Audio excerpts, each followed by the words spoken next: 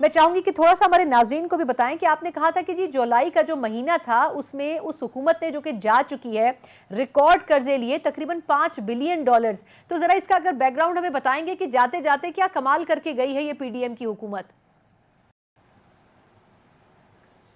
जी बिस्मिल्लाहिर्रहमानिर्रहीम, बहुत शुक्रिया आपका। देखिए, ये जो जुलाई में कर्ज़ों का यकदम एक फ़्लो बढ़ा, $5 अरब के कर्ज़े सिर्फ एक माह में लिए गए और पाकिस्तान की तारीख में कभी ऐसा नहीं हो कि एक माह के अंदर इतने बड़े कर्ज़े लिए जाएं। इसकी वजह ये थी कि पिछले कोई 1 साल से या 1.5 साल का जो अरसा था उसमें हुकूमत पाकिस्तान को नए कर्ज़े नहीं मिल रहे थे और नए कर्ज़े ना मिलने की वजह ये थी कि पाकिस्तान आईएमएफ के जो प्रोग्राम में था वो इफेक्टिवली वो इम्प्लीमेंट नहीं हो रहा था, प्रोग्राम तकरीबन सस्पेंडेड था, जिसकी वजह से जो बाकी इदारे हैं जैसे एशियाई तरक्याती बैंक है, वर्ल्ड बैंक है या सऊदी अरब है, मुत्तहिदा अरब अमारात, वो पाकिस्तान को नए कर्जे नहीं दे रहे थे।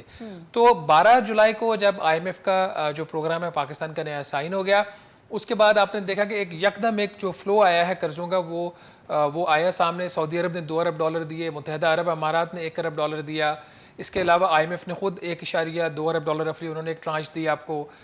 फिर हमने कोई $50 करोड़ का एक कर्जा लिया चीन से, गारंटेड लोन था, जो पाकिस्तान एयरफोर्स का एक प्रोजेक्ट है उसके लिए वो लोन आया। इसी तरीके से कुछ और भी कर्जे पाकिस्तान ने लिए।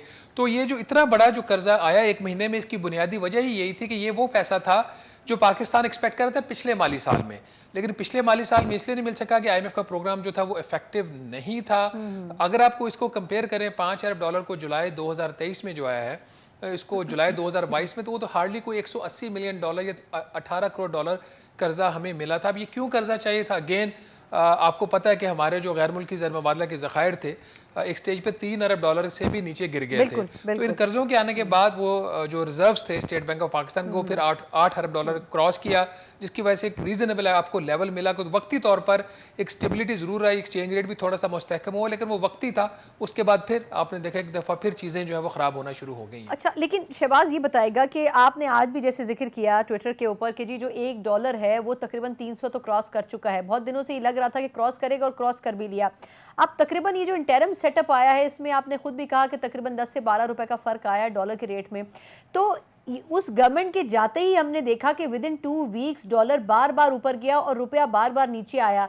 तो ये एकदम से ड्रास्टिक चेंज क्यों आया? रुपये के ऊपर एकदम से प्रेशर क्यों पड़ा है?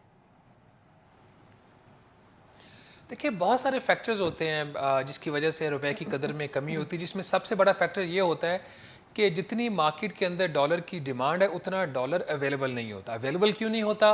कि आपके जो एक्सपोर्ट्स हैं वो कम है, आपकी जो गैर मुल्की सरमायाकारी है वो कम है, जो तरसीलात ज़ाहिर बाहर के मुल्क से आ रही हैं वो कम है, और उसके मुकाबले में जो आपने अदायगियाँ करनी है, चाहे गैर मुल्की कर्ज़ों की अदायगियाँ हो, वो इंटर बैंक से होती हैं या state bank of Pakistan sorry वो करता है। बाकी जो इम्पोर्ट्स हैं उसके लिए इंटर बैंक से, फिर जो आपकी रिक्वायरमेंट्स होती हैं, दूसरी आपने मुल्क से बाहर जाना है, कुछ स्टडी पर्पसेस के लिए आपको डॉलर चाहिए, उसके लिए जो एक्सचेंज कंपनीज है वहाँ से डॉलर खरीदे जाते हैं। तो इस वक्त जो प्रेशर है वो मार्केट के ऊपर है, डॉलर की प्राइस के ऊपर। ओवर एंड अबव जो चीज़ें दो हुई हैं, अब लोगों को ये लग रहा है नंबर 1 के डॉलर की कीमत अब कंट्रोल होने वाली नहीं है, ये और ज़्यादा रुपए की कदर जो है वो गिरेगी और डॉलर और महंगा होगा। तो वो लोग जिनके पास कुछ वसाइल हैं वो जाके डॉलर खरीद रहे हैं। एक इन अ वे पाकिस्तान की इकोनॉमी की जो डॉलराइजेशन हो रही है, जो कि इंतहाई एक मनफी चीज़ होती है। सही बात है। दूसरा इसके अंदर जो फैक्टर आया वो पॉलिटिकल इंस्टेबिलिटी का है।